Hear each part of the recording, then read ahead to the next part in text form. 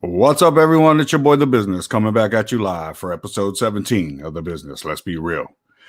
Tonight's special guest, I was lucky enough to call on Taylor Bouldry this week. She's actually in the middle of kind of like race season right now, so I didn't want to bother her earlier in the season. But super excited to have her on. I had her on a previous show, but wanted to have her on this show because super cool chick. I was able to meet her back when I was working at Boca. She was one of my servers, and she's super cool, super funny, and it happened to come up in conversation that she was a race car driver as well, and it kind of caught me by surprise, but didn't really surprise me too much with the personality of her because she's tough and she's rugged, and she don't play that fool for nobody. So and I was super excited to have her on this week. After her, I'm going to plan to talk a little bit about UFC 260 and kind of do a recap of last night's show. So I'm super excited for episode 17 to start. So with that being said, The Business, Let's Be Real, episode 17 begins now.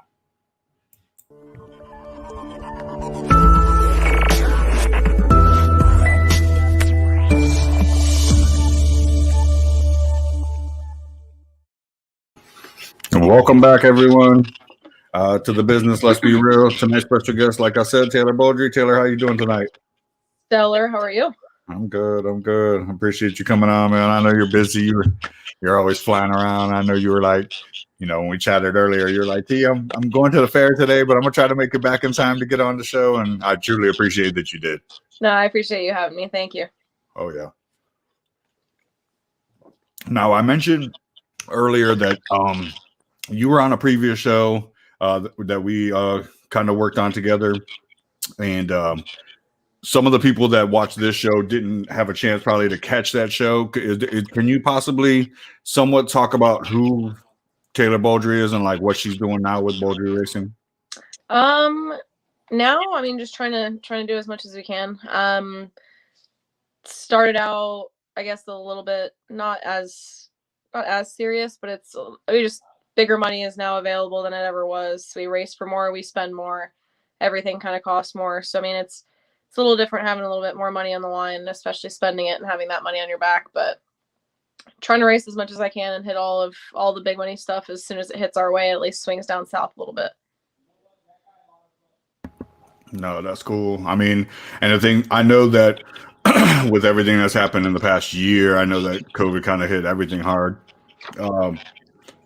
But I saw that you guys were kind of still doing your thing, kind of racing. I know that you guys raced over last year's holidays at the end of the year because you guys had won the Turkey Bash in a couple different divisions, right? Like, yeah, I think we didn't race from March and April mainly, and then we all started back up a little bit up north in May. I want to say is my first race back.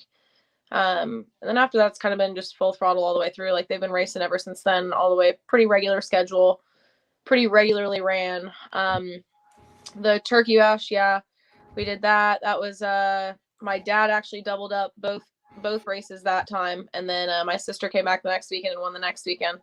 So my car has been on the back burner a little bit with parts and pieces that we're waiting on, but I got 1 week left on mine, so I've been beating up on my sister's truck a little bit the last couple of weeks, but they've been trying to clean house while I've been down for sure. Oh, that's cool. Oh, that's awesome. I know that you started this a long time ago. I know your dad's been doing it for years now, so that was kind of how you even first probably came upon it. I don't know if you could chat kind of about how you first got into the business, like as far as getting interested in it and how it started. Yeah, it was it's funny because I had no interest in it really. I didn't really want to be in the cars whatsoever. I was told when I was younger that I'd have a horse, and I could have a horse when I wanted a horse. Or it was actually when I was responsible enough to take care of a horse. And that lucky number was 12, was when I could have one. And on my 10th birthday, he brought me home one of the, they call them junior dragsters, which are like the half scale rail cars that they let the kids drive. And at that time, you could start at 8. Now you can start at 5, I want to say, is when you can start now. But I was 10, and he brought me one home, and he was like, hey, instead of a horse, we're going to do this for a little bit. And I was like, well, what do you mean? I didn't want anything to do with this. And of course, I made a pass or two, and it was done. But yeah, that was when I was 10. And then I got into a Fox Body Mustang at 15. And I think that I've been in my current Camaro, and from 2016, I want to say 2016 or 2017 is when I moved into the Camaro. So I've had the Camaro for a little while, but now I think after the last 2 years, we've from end to end replaced just about everything, because we've hurt just about everything all in a row, from transmission to motor to converters, swapping different fuels. We changed to methanol instead of just race gas. We changed suspension, the whole 9. So tire type, everything that you can imagine, we've swapped around. Brakes, the whole brake system. It's a totally different brake system for us as well. So that's a big struggle that we're having on it. We put a different rack in it for steering. So everything's completely changed. And every time that we think that we're getting ahead and can get ahead and think that that's going to be that one part's figured out, we break something else and had to have that one figured out. So I think once we get the motor back this time, this should be the last piece that we've had to dial in. So it should be good to go now. No, that's cool. I mean, I tell you what, I mean, those cars go through a lot of wear and tear just in that short amount of time that you're pushing them, man, because you guys are pushing them to the max. And we don't do as much maintenance as we should. There's a lot of people that like have a specific maintenance program on every X amount of passes we do this, and every X amount of passes we do this, and we change the oil. We have an amount of passes that we do for oil, but it's probably more passes than somebody else would probably put on our oil. Use really good oil and haven't had a problem since. I put 4 seasons on this last motor that I just hurt. So as much as we want to be upset that something's completely destroyed, but that doesn't even sound realistic for anybody else to put 4 seasons on a race motor, you know?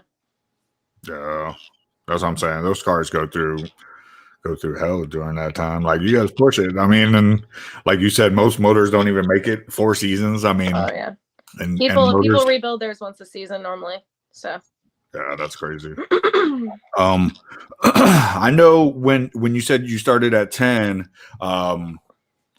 and the cars you guys had at that time, what kind of speeds were you guys getting at that time? Because I know you were kind of governed, weren't you? Didn't you have to stay under a certain speed limit? The kids at, I think that they're still at the same speed breaks now. But I think the 6-year-olds can start at 35 miles an hour to the 8th mile. I think it's 13.9 seconds to the 8th mile, I want to say. And then when you turn 8, you can go 12.9 seconds to the 8th at 45. And then when you turn 10, you can go 8.9 seconds to the 8th, which was 75. So at 10, you can do 75 mile an hour. And then once you turn 13, that's the oldest kids class. So it's 13 to 18. And that's 7.9 seconds to the 8th. And that's doing 85 miles an hour to the 8th mile. So 0 to 85 in 7.9 seconds for a 13-year-old. It's pretty wild. Yeah, that's awesome. Let alone a 5-year-old doing. So when you started at 10, were you able to tap into 75s? Or were you guys pushing that car to? Yeah, when I was 10, when I was 10, also, instead of having the class breaks of the 10 to 12-year-old kids race each other now, then there's the 13 to 18-year-old kids. When I was 10, we just ran an 8 and 9-year-old class, and then 10 to 18. So when you were 10, you were kind of thrown into the Shark Tank. And it helped me a lot, obviously, because I got thrown right into the sharks immediately and had to figure out my way. I was running, I want to say, if I was allowed to run 8.9, I want to say mine ran like 9:30s, like just over 9 seconds. It was like just slower than the average break, but worked out for a little while. And then, of course, when I got older, we stayed competitive right at the 7.9 second range. Okay. But they limit you pretty heavily. So as soon as you tiptoe on the mile an hour or anything, they're looking at like the little point mile an hours.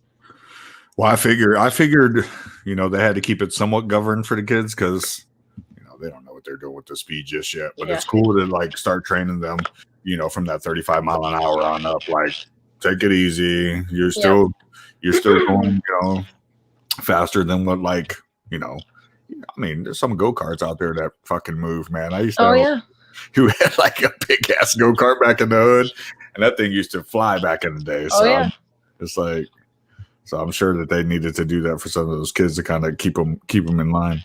Well, yeah, thankfully I just think it's cool now that the 5 and 6 year olds starting that. Now at least by the time they turn like 10, they're gonna understand how to ride a golf cart or a 4-wheeler or like any of that, like somebody normally would. So it's not going to be like you have a 10-year-old that's learning how to ride a golf cart or learning how to drive something. They're going to be well comfortable in a car by the time they're 16, like well comfortable in a car. No, that's cool.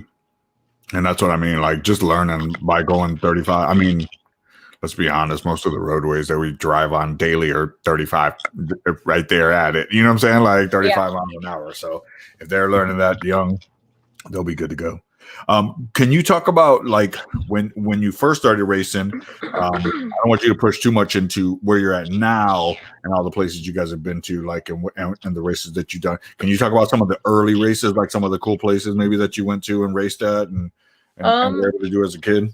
Honestly, it's crazy because like I don't know who sponsored this race, but like I remember the first divisional that I ever went to was the craziest one, just because whoever put all this money into this race, it kind of fell towards Halloween. It was still they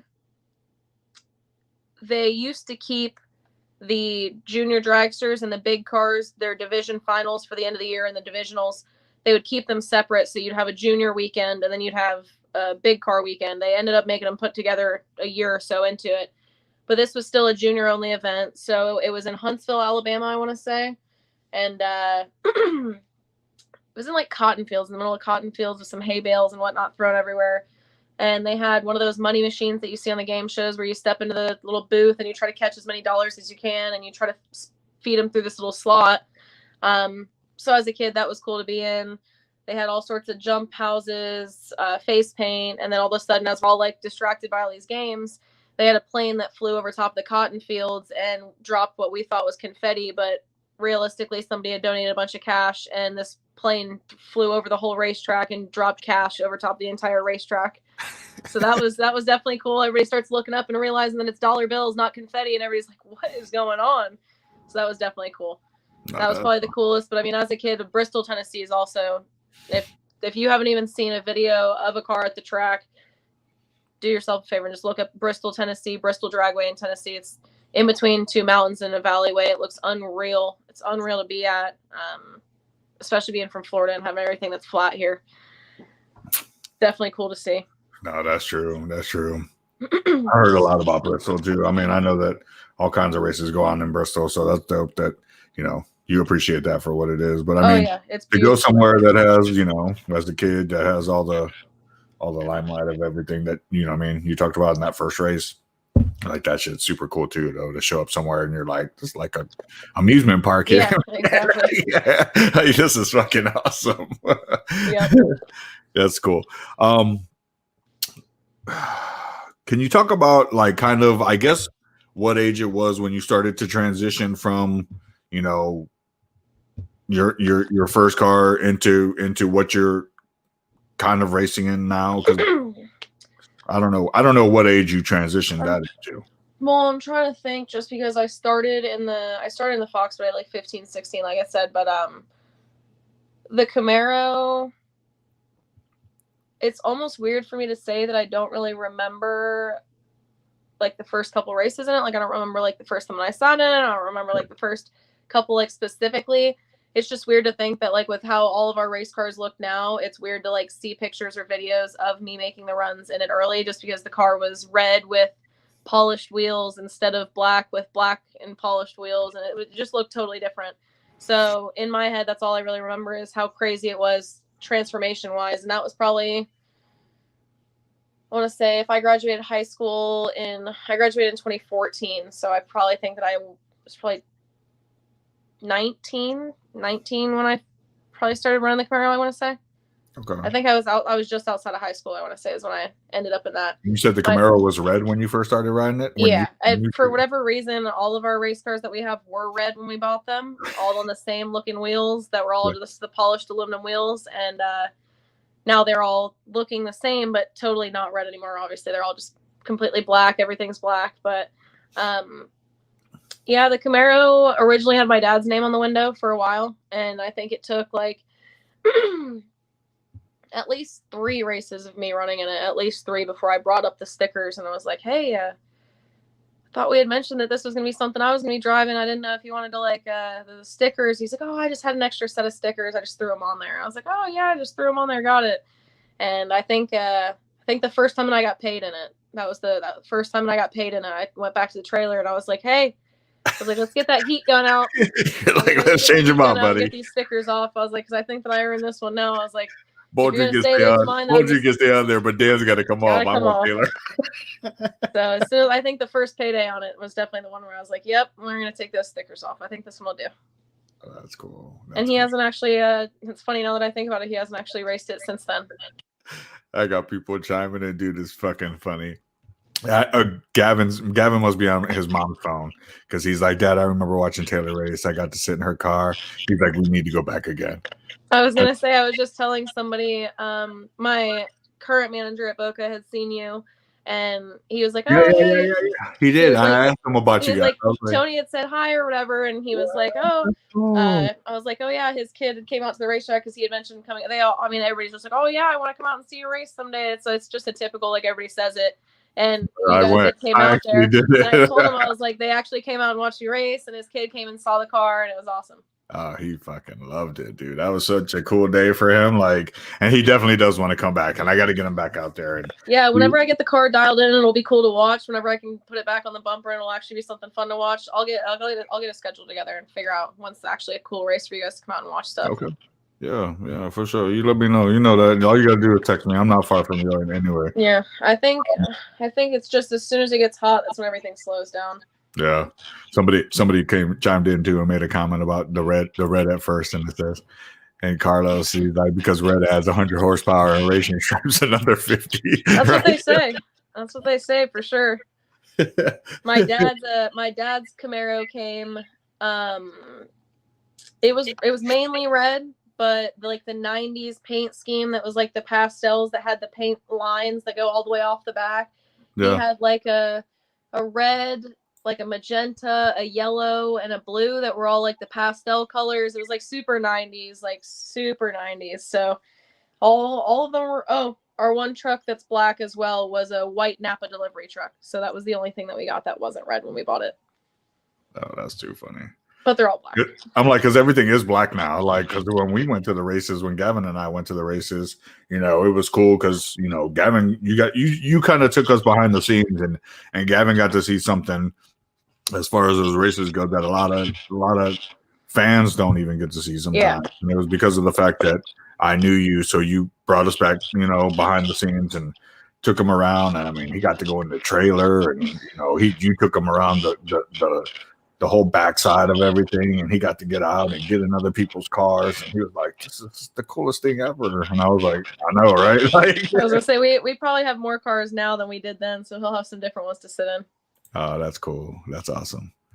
Yeah, I mean, and your dad was very hospitable with us. I mean, he gave us both shirts. He was like, here's some shirts. Like, we got some new shirts too. We got some dry fits that just came I got one. I know. I'm like, I got the one he gave me actually. Is that a dry fit?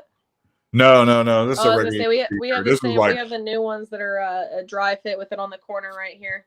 I'm like, I got the one. Actually, I think this is the car you started in, isn't it? Like, that's what we started in. Like, that's what you were talking about. Well, that's what I was telling him, is that I want to do that logo, but I don't know if you can see that. I just got that done tattooed on my finger, and it's a first generation silhouette of the Camaro. Yeah. So I had that done, and I told him, I was like, I want to do that silhouette instead of the dragsters because we don't have dragsters anymore. So I thought it'd be cool to do the first gen. But then we have 2 S10s, so he's trying to fight me on it. No, that's awesome. Let me see. I had some more questions for you.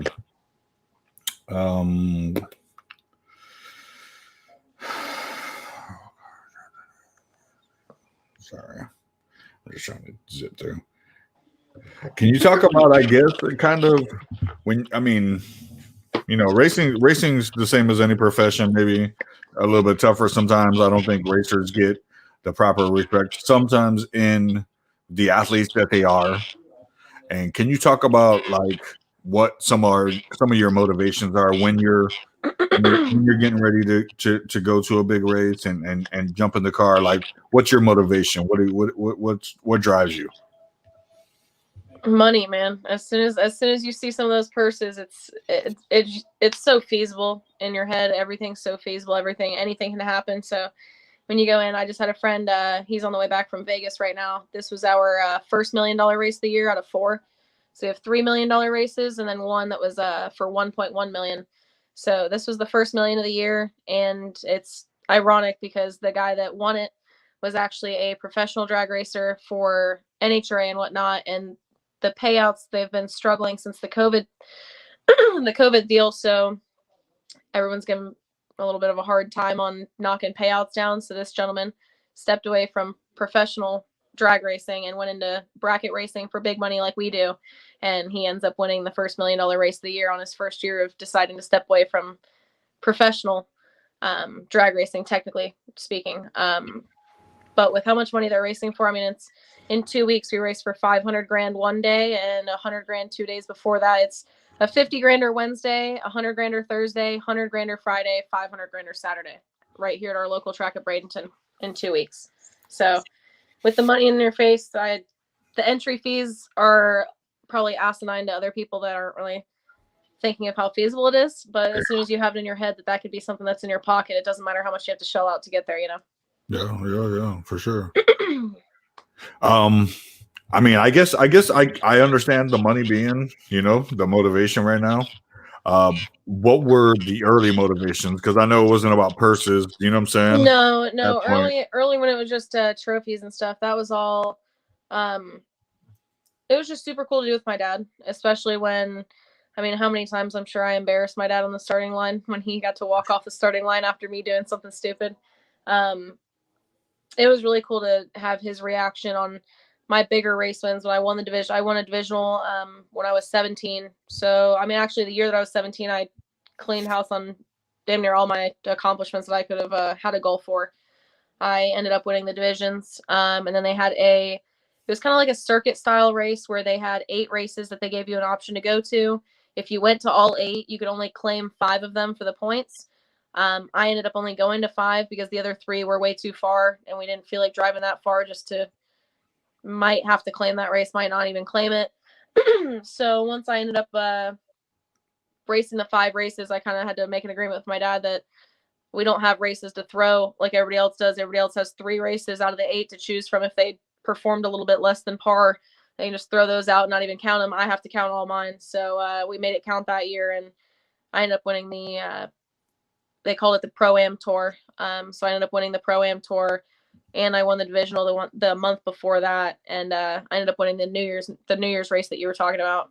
I ended up winning it that year too. So it was super sweet to have that last year of having priceless to have his reaction every time, of course, because no matter how much you think it's possible, it's just not realistic when it is actually in your hands, you know? Oh, yeah. Totally crazy. No, that's cool. That's awesome. It is. I mean, I'm sure it's a super cool experience that you get to have with the man, you know what I'm saying? To kind of brought you up in it and like to be able to celebrate those times. That's super cool. So yeah, no, so totally appreciate that you like come on and you talk about that, like that it's a cool bonding experience for the family. And that's really what the motivation is like just making. Yeah, well, I was just saying to give my mom a call at the end because she rarely goes and watches any of the races too much. Yeah. Most of them are live fed now, so she can watch them on the big TV screen and just let it run all day. So, and now they're crazy with the text messages. Is like you can set up a texting program at most of the races, and they'll text you when certain colors of tech cards are called up. When they'll call car numbers up by odds or evens. So you have a head start to know if you'll get a text message knowing if whoever you're watching is about to go up, so you can go ahead and end up watching the live feed. So being able to call her and hear somebody that's not there freaking out just as much as anything else. That's what we live for in the first place. I was just up in the Gator Nationals, which a lot of people probably know. Yeah. And with my race car being down, I wasn't racing for a race that we had down here that was a bigger money warm-up race. And a really good friend of mine she won the $25,000 to win race. That was the first race of the week. And I was in the hotel lobby and in Gainesville, and I was watching the live feed with my sister. And of course, my sister and we just absolutely lose it. I'm like losing it. I'm crying. And then like the lady at the receptionist is like, it looks like you're excited, but like, do you need a water or something? Of course, I FaceTime my friend, and she's sitting there bawling her eyes out. And I was like, just the feeling for her, I can't fathom. It's a family, man. Y'all are a family out there. That's cool. Definitely. I mean, I guess, can you talk about what your personal strength is when it comes to racing? Can you talk about that? Because I don't think enough people really like go into, I always bring people in all kinds of different professions, and they somewhat talk about what it is that they're particularly good at in their profession. Can you talk about what it is that you're particularly good at in the game of racing? Man, that's hard. I know a lot of yours is mental because well, that's what I think. You're pretty smart. That was what I was gonna really go with, is that I think that I short sell myself a lot physically in other aspects of like when it's hot outside and I'm with friends sitting outside at the beach and I start overthinking about how hot it is. I feel like I can mentally take myself somewhere else drag racing, so I don't worry about how freezing cold I am or how I'm sweating bullets and I can't physically breathe because there's no air moving in the car and I have a 5-layer fireproof suit on while I'm at it. And I think that would probably be, obviously I feel like everybody must be good at it, the drag races, because I don't see too many people struggling, but it's something I overlooked a lot of it. I definitely underestimated that for sure. Wasn't going to think that was going to have to be as much of a mental game on trying to keep yourself physically normal while you have to actually do things. Oh yeah.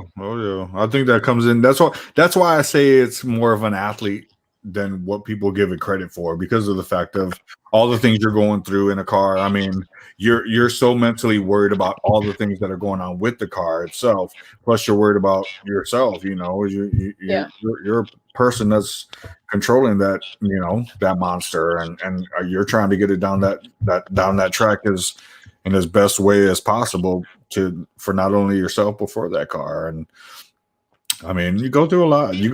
Like you do in any, like I said, in any sport as an athlete. Like most of the sports that are played are mental. Some are overly physical, but for the most part, the games that we play and athletes are a lot more mental than what people give it credit for. Oh yeah, thankfully I don't have to be as physical, but the physical aspects aren't easy. They're not something I've been used to. I mean, physical strength is one thing. I just wish that it would have to be physical strength a lot more than it is, instead of physical like heat or physical like once your adrenaline's pumping, your heart gets going that fast, it's not easy to calm yourself down either. Especially when you're already in a state of mind that you're fine because your adrenaline's pumping, but your body is at its wit's end boiling. That's true. I guess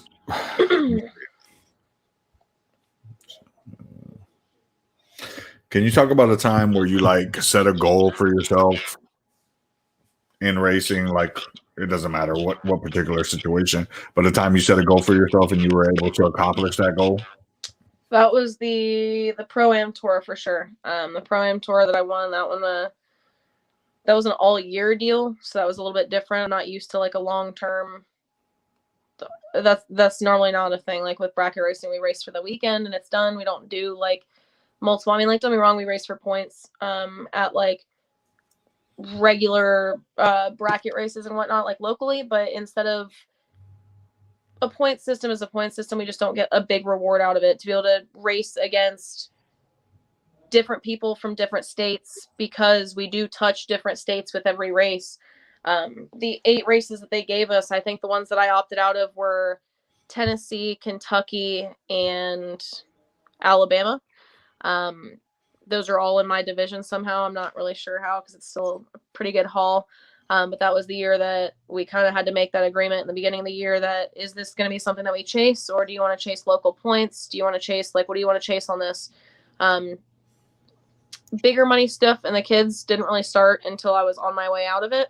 I won the first big money, quote unquote, junior race that they held down south here. And it was, I want to say it paid $800 to $1,000 for when I was 17, 16. So that was cool. But other than that, setting that pro-am, I won $1,000 for the tour. And that was a huge deal on that. I got $100 a race normally. So when you're racing all year long and you're having to go, don't get me wrong, I'm winning a little bit of change here and there when we go there, but it's every time that we went to a race, it was him and I on the way home, like calculating, okay, I have this many points now, I moved this way up, but how do I have to do it the next two? Do I have to? And then we moved into the last race, and the last race, the whole agreement was the kid that was in front of me in points had to lose first round, and I had to win the whole race. And we went into that race. We went to Darlington, South Carolina, and that was when my dad told me, is like, if he doesn't lose first round, you don't have anything to do. He's like, you can't do anything about it. And he loses first round. So as soon as he lost first round, him and I were like, we got to do it. Like, we got to make it all the way. And my sister and I were laddered together at 4 cars. And that was hard. I had a broken foot at the time, the whole race, a broken right foot that I was having to use. They wouldn't let me keep my boot on legally, so I had to keep a shoe on it. But that was a whole different story. That was rough. But she obviously understood where we stood on the whole pro-am points. So we had a plan leaving the trailer on a way that she was going to lay down for me. And I thought that we had it figured out. And she comes out of the box with something totally opposite than what we even talked about. So she threw me off. I was freaking out, losing my mind, but she ended up throwing it anyways. But the final round was definitely a sketchy moment on the win light coming on my side, because if I ended up making all the way to the finals and lost, I still wouldn't have ended up with the points to be able to make it past him. So I literally had to turn on that last one win light, and that was crazy. That was a big one. Oh, that's cool. It's cool that it worked itself out too. And I mean, that's the kind of things that I kind of want to bring up in here and just let people, get a chance to find out about the different things that, not too many people know about females racing against a bunch of dudes, man. And I think that it's cool that you do that, so thankfully there's more now than there was, but yeah. And I mean, like I said, I appreciated you were able to come out and chat with me. I didn't want to hold you up too long. I guess if you could talk about now, where people can find you, where you're going to be racing at in upcoming future, because I know Gavin, like you said, he wants to come out and see you again soon.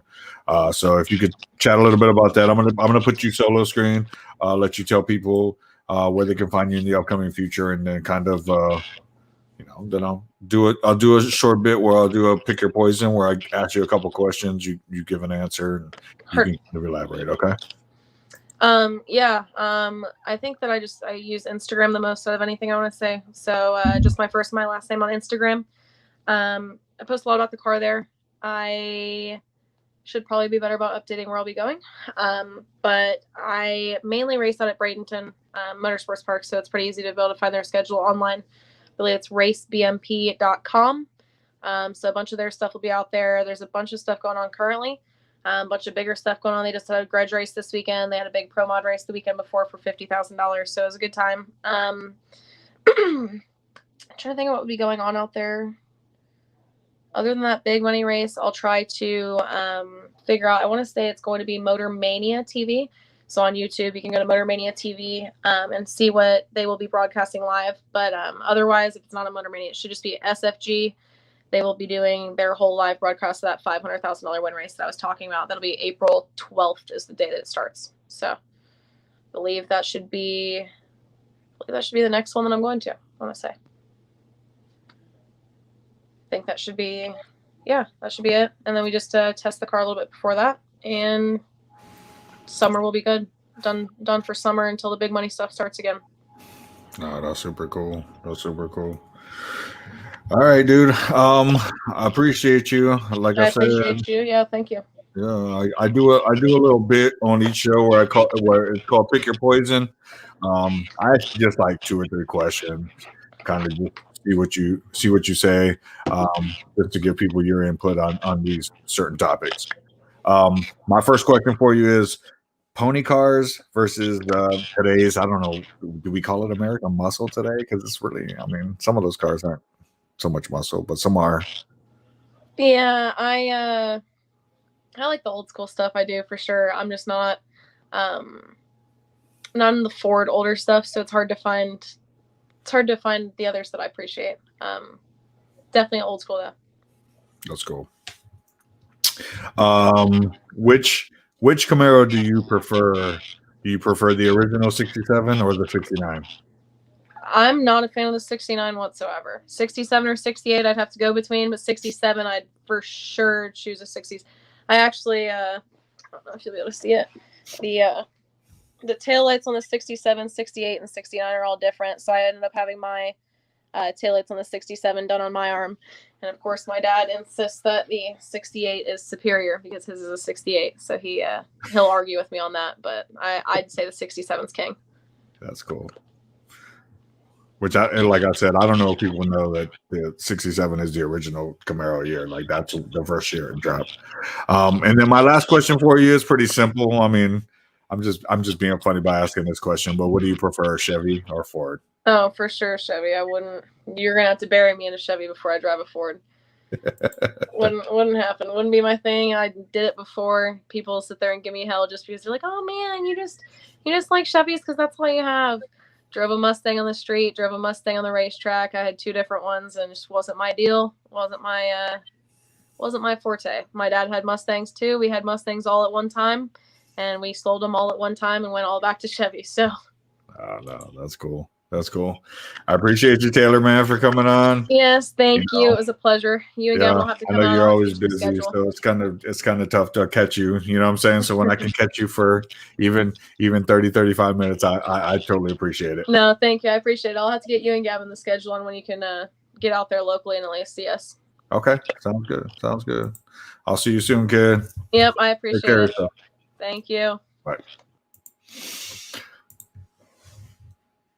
Yeah, that was Taylor Bouldry. Super excited that she was able to come on. Super happy that she gave me some time because I know, like I said, she's busy. She's super busy, and just kind of hard to catch up with her. I wanted to have her on earlier in my episodes, but like I said, racing season had started and didn't really want to bother her with that. So like I said, I was able to catch her.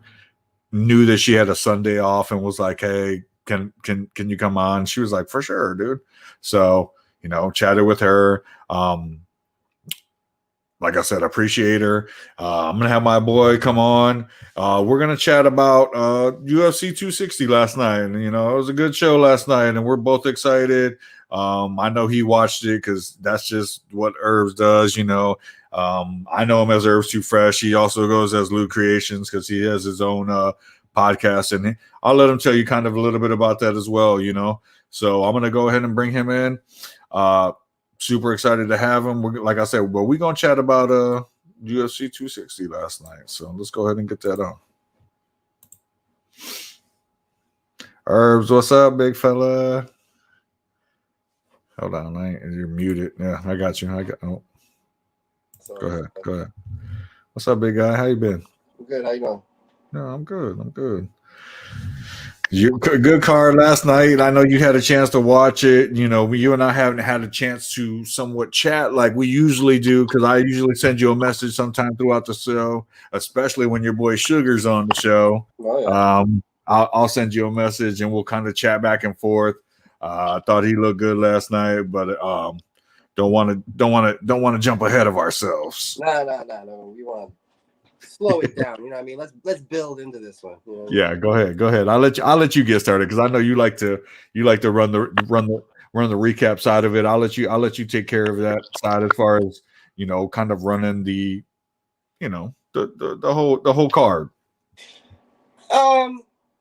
Yeah. I mean, I had people over, so it was like what it was. I wasn't by myself. Usually when I'm by myself, I like pay attention really, really close. But I watched a little bit of the prelims. I didn't really pay attention that much, so I don't really know what went on in the prelims. I know that the main card was when it started to get good because the prelims had a bunch of like, I won't say no names, but it was just people that aren't very big. I can't even remember half their names, and I kind of got a head cold at the same time, so it's kind of foggy to me right now. But we can talk about the main card. I mean, Sugar Show obviously was where I started paying attention. You know, it's not the co-main event, but the third fight, and then the fourth fight, and then the fifth fight. My bad. I'm kind of dying right now. I'm sorry, big fella. No, You Sean O'Malley. I think he definitely could have erased that loss now because he kind of won 2 times in one night. He tried getting the walk off against Almeida, and it I'm surprised Almeida popped up after that kick to the nose, bro. That kick was like straight shin bone to nose bone. Like they said, it hit him in the jaw, and that thing hit him right across his nose, bro. Yeah, his nose was swollen like this after the fight. The referee did not like that Almeida guy at all because he let Almeida get some serious brain damage. Like, first off, dude was knocked up against the cage and he like sat there. His hands were on his sides. He wasn't even having his hands up after he got knocked down, so he wasn't defending himself. Should have stopped the fight. Kind of robbed Sugar Show with a little walk off. So he got back into it. I got nervous because I'm thinking the whole time like, oh, that was his shot. That was his chance, and I don't want something crazy to happen like that's been happening to him. Like it's always some freak accidents or something stupid going on with O'Malley. But he definitely is back. I mean, he's got to be in the top. I mean, he's got to be talked. He got to get talked about again. He got like people stopped talking about him because of that loss, and it was off of a freak accident where the dude's toe literally hits his nerve, shuts his foot off. I don't know. It was just low calf kicks, you know, and it happens. I mean, we just saw Connor lose to the same situation. Connor was getting his leg tore up.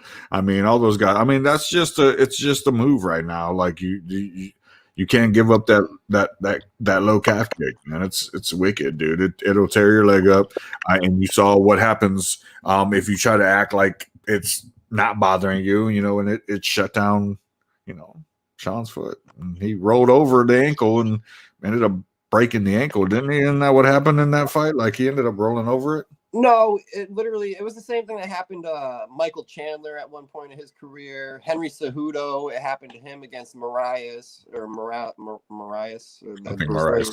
I think that's right.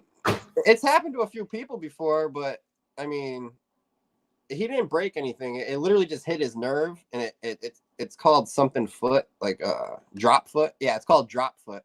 And it's something that barely happened. It's real rare. I don't think I didn't say the kick broke anything, but I think Sean O'Malley rolled the ankle after like broke his ankle or something after that, didn't he? Because the foot was dropped after that. Like it was like he didn't really do anything to it though. He had no feeling in his ankle, so it's like every time he was putting his foot down, his foot was just rolling over his ankle. Yeah. Okay. I mean, he didn't damage it though, surprisingly, even though it looked like he did because he rolled it really hard a few times. If you watched the slow motions on that, but I would have said I did. Just yeah, he looked funky after that. Like he couldn't get no balance on that foot. Yeah, he definitely lost it. Henry Cejudo, he got it back. Like it was like it only happened for a second for him, and like it slowly started to come back. But yeah, Chito Vera, he was just really tough, and he was in his face, and he just got lucky with that low calf kick. I don't know if it'll happen if they fight again. I think maybe O'Malley would be able to take him, but you never know. I thought O'Malley should have took him the first time. I think that it was a lucky, shot, but it's a legal shot right now. You know, it's part of the game. I had watched some of the early fights. I watched that Jamie Malarkey versus Kama Worthy fight. and Malarkey like knocked him out quick in the first round. He like hit him with a shot like bow, and homeboy was rocked, like fell face forward. You said you weren't paying attention still at that time, kind of you were in and out of it. But that was a pretty good fight too. I mean, Malarkey kind of showed that, you know, he's an up and coming fighter. He's kind of scary with the hands. I did, you know, enjoy the Sugar Show last night. I enjoyed Sean O'Malley. I always mess with you about Sean O'Malley because I know you're a big Sean O'Malley fan. So every time, you know, he's on, I'm always, you know, chopping it up with you. But, you know, I think I got respect for the kid because I think he is a great fighter. I think he is up and coming. I think he's going to get his shot eventually. The Chito Vera fight slowed things down for him a little bit as far as where he was trying to get to as far as, you know, top 5 potential, because I think he is definitely probably getting to that level. He's super big for the weight class, super long, punches hard, kicks hard, like, you know. So I think that he's definitely a top 5 contender for that weight class. What about you? He makes me nervous because just like everybody with the Conor McGregor, it's like, well, what's he going to do with somebody that can wrestle? Like, what's somebody going to do that's like, when you get in the top 5, everybody's good at everything. Like, you can't just be like a specialist anymore.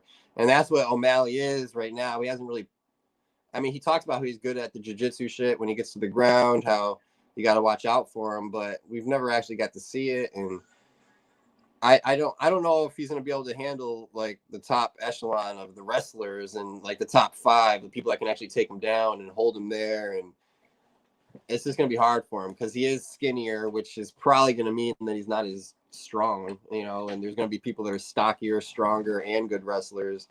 I just have a problem with him. I don't know if he's going to be able to make it to like a championship, but I see him fighting for the championship. It's just tough, yeah, because he's still young. I mean, he could change his whole game, but he'd have to change his whole game like drastically, where he's not worried about his feet no more and he's just wrestling 24/7 in camps.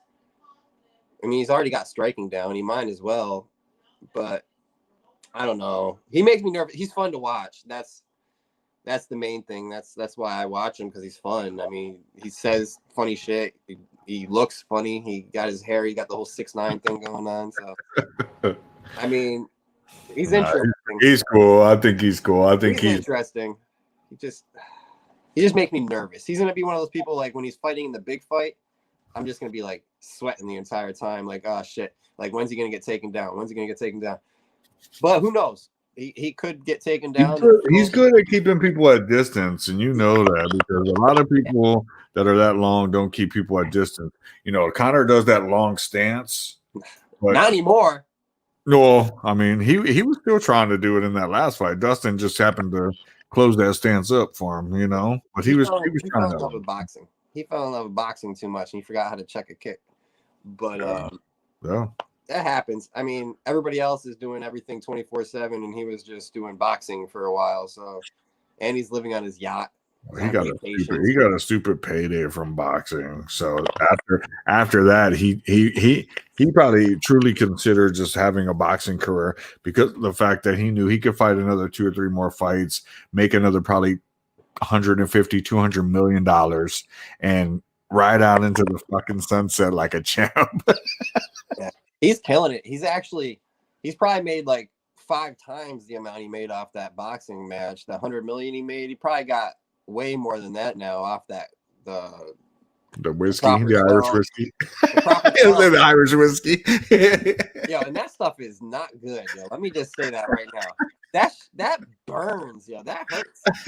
Like when you drink that, you're like, oh my god, that hurts. I had to give it away, actually. I gave it you know, people were buying into the sloughs because Conor McGregor said so. Yeah, I bought it because it had McGregor's name on it, and I definitely didn't like it, and I gave it away. But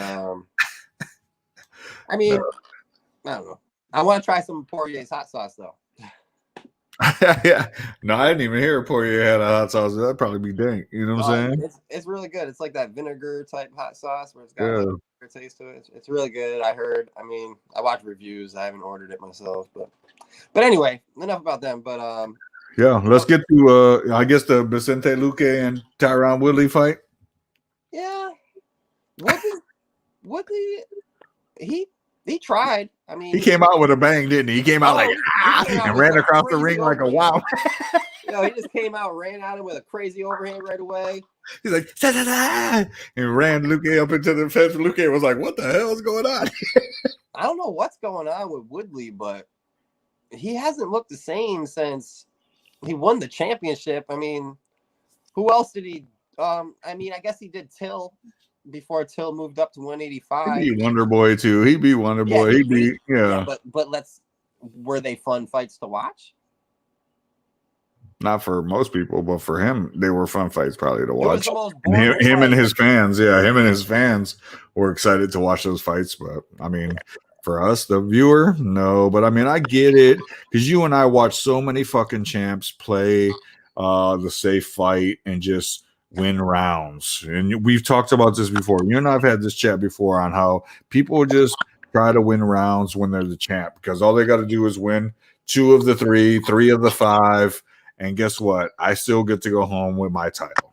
And that's why Tyron Woodley is never going to make it. He's never going to be a legend in the sport. He's trash, yo. Dana White hated him for a reason. I mean, he gave him that $50,000 just to tell him, all right, now leave and take that $50,000 and leave. He gave him a $50,000 bonus for that fight. I mean, he tried. He did better in that fight than he was doing in the past, 3 fights that he lost. The past 3 fights that he lost, he didn't do anything. He threw 5 punches the entire time. He gave him the thing last night for fight of the night. Yeah, he got one of the, and like I said, I think he gave him that to get him the because Luca turned it around after the first 20 seconds of his steamrolling. Yeah, Luca ended up swelling him up, and then Darce choking the shit out of him like Hiki. What do you think it is? What do you think it is? Do you think because Tyron Woodley was the most dominant person? People were putting. He was there one time. I'll tell you what though, he's been a little different. He was actually on. I don't know if you've seen the Rock show Titan Games, and they had Rock had him as a Titan on Titan Games, and he looked like trash, bro. He looked like trash. Yeah, he couldn't even carry that one log up to the top. He got to the top and was like, "The dude that beat him." Yeah. He looked the dude that beat him was good. Don't get me wrong, but he smoked Tyron Woodley, dog. Smoked. Off the look test, though, when you look at both of them, which one would you think would win? I would pick Tyron for sure. For sure. I know what you're saying. He gassed out in 35 seconds. No, I know. That's what I'm saying. He went through the beginning course. He was trying to flip that big piece of that big square. Then he got to the log where he was carrying the log up, and it was gassed by the time he got to the top of it with the log. He was like, I was like, and I saw that he was coming back to fight last night, and I was like, dude, I just watched him lose on the Titan Games, bro. So and he was fighting a killer in Vicente Luque because he tried to come out swinging, then he tried to wrestle him up against the cage. Vicente Luque is a top black belt in Brazilian Jiu-Jitsu. He is not afraid to grapple. He is not afraid to stand back and throw them hands. He can throw them hands too. He's like a young Shogun Rua, and I know you've seen many Shogun Rua styles.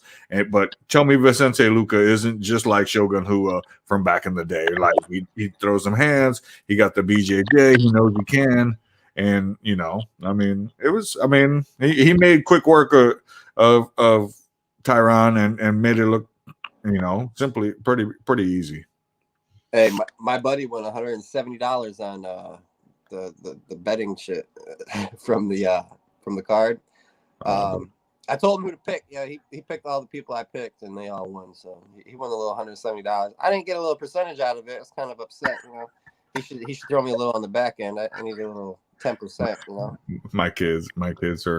My kids are chiming in through the wifey. She's like, Tyron was garbage in that show. They're talking about Titan Games because they watched him on Titan Games. Yeah, my buddy hit me up. My buddy's like, yo, did you see Tyron Woodley on this show? And I was like, no, I didn't see it. And then I watched it on YouTube, and I was like, oh, my God, yo, he lost against some out-of-shape white guy. Like, the dude had no muscles. Like, dude was just like a fucking farmer. Like, he just looked like somebody that you'd see walking down the street, like no athletic ability at all, and he rolled over Tyron Woodley. Yeah, for sure. I know what you're talking about, but I don't know exactly what the guy did for a living. I watched the show and was like laughing about it, like, whoa, what just happened? But if we want to talk about a specimen, Francis Ngannou. Oh, yeah. God. I was gonna say we can chime into that fight. We knew that he was. I mean, I know that you've seen this guy since early in his career because I mean his career has been pretty documented as what he's been able to do professionally. He had a chance in early 2018 to go after the title. I don't think he was ready mentally yet. Physically, he's always been very gifted, but I don't think mentally he was at that space where he needed to be ready to be challenging for the title yet. And I think Stipe was able to, expose that early in his career. But last night, he wasn't able to expose that. So go ahead and give me your thoughts. Well, the first fight, you could tell the entire time when they were in the press conferences and stuff for that first fight, like Francis Ngannou didn't take him serious. He thought he was going to do what he did to everybody. He was just going to run in there, knock his head off, do that Homer Simpson stuff. And it just didn't work. Stipe, he lasted that first round. And Ngannou, keyword from that last fight to this fight, had no patience. Like, everybody's using that word, so I guess I'll just use it too. But he had no patience in the first fight. He threw probably like 5 or 6 shots at a time. One of them would clip him. The other 5 would be total air balls, like miss, miss, miss, miss, miss. And if you know anything about fighting, if you're punching at somebody and you miss them, it makes you way more tired than if you caught him. So he's swinging at air, getting taken down round after round. I don't know. He got dominated that first fight. But since then, you can't really say he got any better. So going into this fight, you're like, well, is his wrestling any better? Because in the last 4 fights he's had since that fight, he's not even had a takedown attempted on him. So, and he's winning.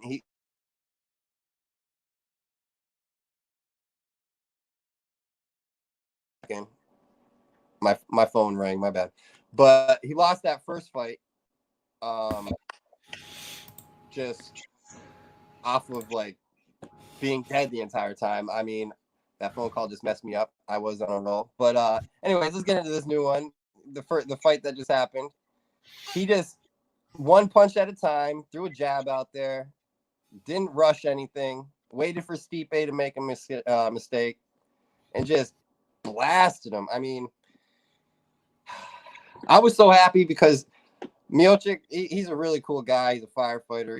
He's a good guy. I mean, he's what you want a champion to be, but it just doesn't have that appeal to him. So having somebody like Francis definitely is going to change the game in the heavyweight. And as everybody knows, John Jones is waiting for the winner, which kind of is messed up because Stipe, greatest heavyweight of all time, you would think he would need a rematch, but Dana White didn't know what to say about that because in the press conference before the fight, they said, well, what if Francis wins? You don't think Stipe is going to deserve a rematch? And he said, that's a good question. So obviously they're probably going to go with John Jones if John Jones signs the contract for the money he's going to get. Obviously he said, show me the money. I mean, everybody's saying, well, that just means he doesn't want to fight because he's going to ask for too much money, which in turn is going to make it so they're not going to make the fight. So then he's going to fight Derek Lewis, and that's going to be the big rematch because that fight was horrible. But that was a trash ass fight, wasn't it? Yeah. And I'll jump around a little bit more and go back to Stipe. Stipe, he's not the greatest at anything, but he's really good at everything. So that's what could make him somebody that, you're not like wowed to watch because you're not going to like watch him to see like the biggest knockout ever or anything like that. So, I mean, I get why he's not appealing to anybody, but it's kind of sad because he is kind of what you would want your champion to be. Yeah, he's a working class man. And it's because he's from Cleveland and I'm from Cleveland. I tell you what, I didn't know that Stipe was from Cleveland early in his career. And I remember watching him and being like, he's good. Like you said, he's good at a lot of things, not great at any particular thing. but he's like what you kind of want as a fighter. And then when I found out he's from Cleveland, I was like, oh yeah, let me represent for my boy Stipe. Stipe is the man. And he had some good fights and he beat some good guys that were kind of at the end of their careers. And I thought he beat Francis Ngannou, like I said, at a particular time when it was on his better behalf to face a Francis Ngannou at that time, the first time they fought. Last night, like you said, Francis stayed very relaxed. He picked his shots, even when, he had hurt him early in the fight. I mean, in the first round, first minute and a half, I think he clapped him one time upside the ear, and Stipe didn't make a real look, and Francis didn't push it either. Francis was like, okay, you took that one. I know you're not going to take too many of those, but I'm going to keep pushing it. Yep. He just didn't want to, like, once Francis was going to overreach and throw a shot that was going to miss, that's when he was going to get taken down. So the entire time he was just patient with every shot, didn't throw anything. I will admit, Francis he's a scary guy, but he gets off balance way too much. I mean, if he was going to go against like a real boxer, he would get pieced up. Like, yeah, he doesn't like sit down on his punches. His punches are very strong from the shoulders and the hips, but he doesn't he doesn't really twist that shit from the ankle like he should. Like his feet aren't set into the ground. Like he's like almost like flat foot, like up instead of being on his toes, turning on that thing like the way he really can. Because if he did, I mean, you're talking about punching like a Mack truck, dude. That dude would really punch through people. No, it's not like a Mack truck. Getting hit by Francis Ngannou is like getting hit by a 93 horsepower Ford Escort. Like a Ford Escort or something. Isn't that going full speed? Full speed, yeah, which is ridiculous. Let's think about that for a second. You want to get hit by Francis Ngannou or a car going 100 miles an hour? You tell me. But either way, I get you. He hits hard, but he's so off balance when he throws those punches, though. It's amazing how he's not getting caught, at least. And that's why Derek Lewis in that fight is going to be a fun one. If they actually fight the way that we thought they were going to fight the first time. Yeah, because Derek is just as big as he is as far as size-wise. He may not be as muscular as Francis, but he still throws bombs in the same right. I think that would be a great fight. I would love to see John fight him, though. I mean, John's put on all this weight and he's put on all this muscle, and I mean, I truly want to see that fight, and you know that. Do I think the Derek Lewis fight will be good? Yes. Do I think the rematch with Stipe would be good? Yes. I get John Jones's point on saying, "Show me the money," because he knows what those box office sales will be if it's Francis Ngannou versus John Bones Jones. Well, Andy wants that money because he knows how dangerous that fight is. Oh, for sure. And that might be, and if he loses that fight, he might say sayonara. So he's trying to get that payday.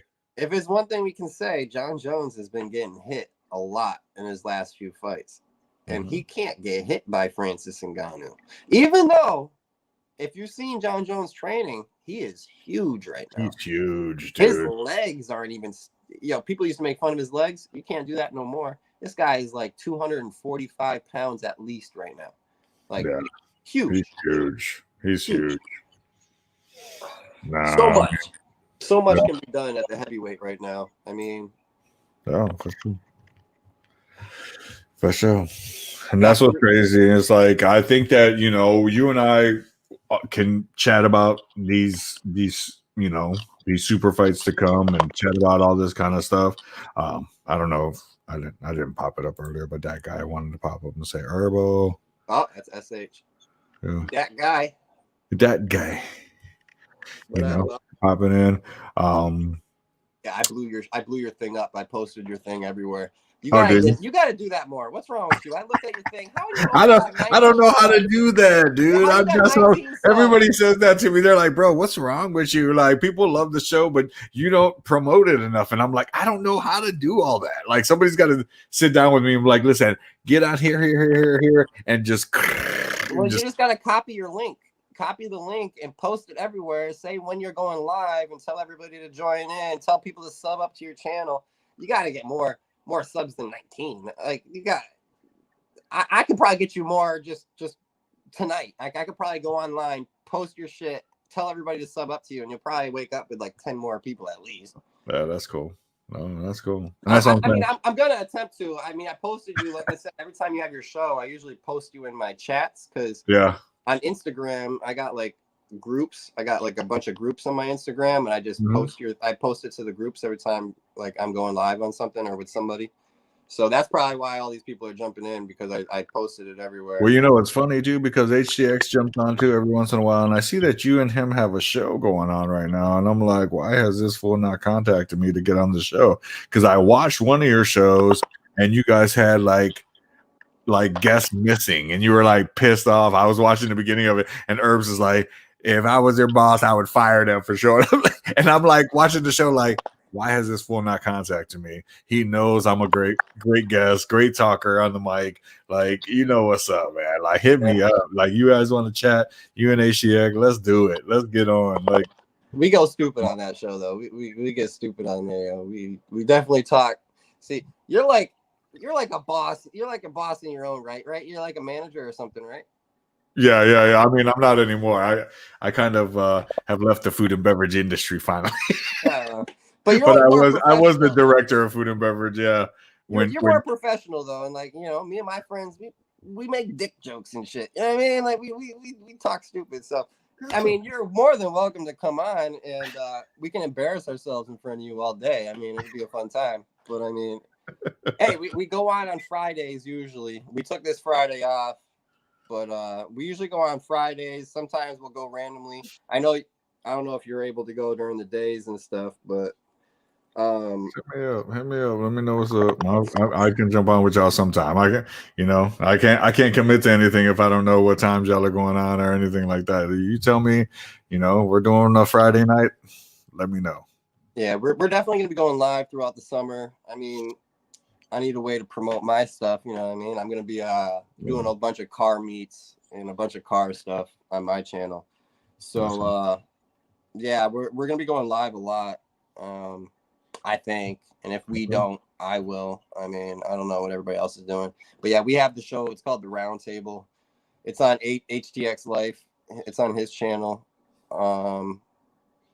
We've been doing it for a while. It's a show that came out a couple of years ago, and we stopped doing it for like 6 months, and then we just restarted the show on somebody else's channel. It was actually on that guy. It was on his channel. But we stopped doing it for a while, and we just did the reboot. So we just started a couple weeks ago. Oh, that's cool, man. And that's what I'm talking about.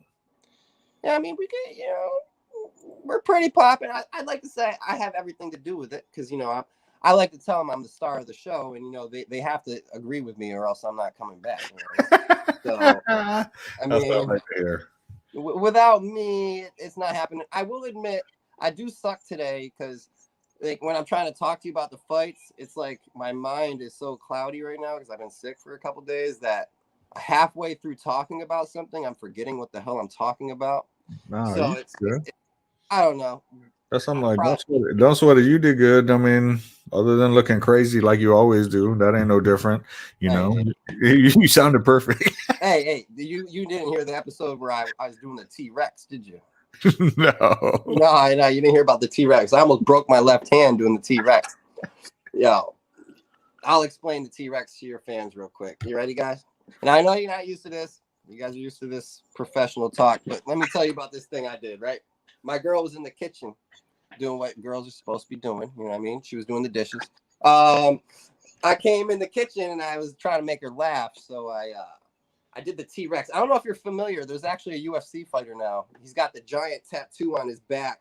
Not the one with the devil on his back, but he's got like a samurai guy on his back. And every time he wins a fight, he gets into like a T-Rex pose. You know what I mean? Like kind of like a chicken, but you could call it a T-Rex. And he gets his arms real close and he's like, right? And then he runs around the ring. He runs around with his arms like this, running around like acting like a dinosaur, right?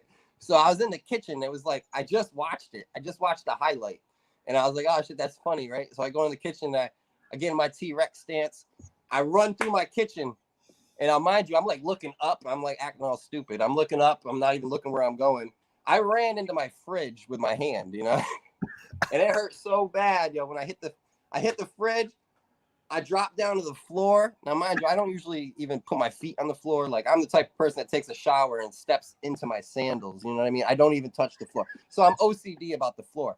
But it hurt so bad, I had to put my face into my kitchen floor and, like, hold my breath for a second so I didn't cry. You know, it hurt so bad, yo. But I did make her laugh, so I guess it was worth it. That's for all you kids out there. Don't be doing no fucking T-Rex and looking up in the sky and running into shit. Don't do it. Herbs is trying to let you know ahead of time. Like, don't be foolish. Make sure you're looking where you're going when you're doing the T-Rex. Yeah. Appreciate you, big fella. I know I was hitting you up late today, trying to get you to come on chat about 260. You know, and luckily for me, you're able to do so, man. I appreciate you so much, dude. You take care of yourself, and you know, we'll get on for definitely for sure for the next big show coming. Florida fans, Jacksonville. We're filling up the stadium in Florida. Masvidal versus Usman. Usman, yeah. That's gonna be a slaughter. But yeah, I appreciate you. Take care of yourself, big guy. I'll chat at you soon. You know what's up. Oh, you already know. Herbs too fresh. Take care, son. Luke. Yeah, that was Herbs too fresh. You know, I always like to have him on when we're chatting about UFC. UFC is always fun to talk about. I mean, I enjoy the sport so much. It's such a fun time. Every time I get a chance to watch the UFCs, I know some people aren't into them. They think it's a gladiator sport. I actually grew up somewhat in the business of mixed martial arts. I've been doing it for years now, and love what UFC has been able to do. Do I appreciate so much what Dana does sometimes with the fighters and how he takes care of them? Not so much. But, you know, it's not my choice. The fighters want to try to make it to UFC and try to do the best that they can for their families and for everybody else, you know. So, like I said, I appreciate Herbs Too Fresh coming on. Totally appreciate my girl Taylor Bouldry coming on earlier in the show. Appreciate that she was able to come on and tell you guys a little bit about what it is that she does in racing. You know, she's drag racing, and she's been doing it for many years of her life. She started at 10 years old. You know, she's in her young 20s, and you know, she's a badass, man. And I can't wait to go out and see her again. You know, like she said, a lot of people say they're gonna come and you know, support you, and I'm one of those people that will, you know. So you guys kind of let me know what it is you need from me. I'll keep letting you know what it is I need from you. I need that support. You know, hit up, you know, my sites, hit up the business. Let's be real. Hit up, you know, the business. Let's be real on YouTube, and you can find me on Facebook, you know, as Tony Gonzalez, you know. So I'm going to go ahead and drop about lockituptennis.com and the games. They're coming at you Saturday, May 8th, 2021 at the Sarah Vanderburg Tennis and Wellness Center in Zephyr Hills, Ohio. It's a $20 fee to get into the game. It's $250 payout for the grand prize. I definitely am going to take some of the kids out from my baseball team to see what they got. You know, it's all kinds of different athletes from all kinds of different sports. Just because it's called lockituptennis.com and it's going to be at a tennis and wellness center doesn't mean that those are the only athletes that are going to be out there. Like I said, I'm going to take some baseball players out there. They're going to enjoy themselves, and they're going to get in on the games. You know what I'm saying? Because I think it's super cool. Like I said, Saturday, May 2021, Sarah Vanderburg Tennis and Wellness Center, Zephyr Hills, Florida, and check it out. So yeah, you know, and I'm super excited, like I said, about the show, chatting it up with Herbs, chatting it up with Taylor. Appreciate you all coming out. I'm gonna do my final quote of the night, and I'm gonna wrap it up. Practice like you've never won before. Perform like you've never lost. You know, I think practice is important, and you know, those people out there that don't think that practicing is important, and you know, I mean, it's not gonna have any impact on the final outcome of things. they're mistaking themselves. You know, practice, we try to do that as much as possible to get ready for those days that we can perform like we never lost. You guys remember that. I appreciate your time. It's the business coming back at you always. Check it out for episode 18 next week, next Sunday. Same time, same place, 8 p.m. Love you guys. But for now, the business, let's be real, over, out.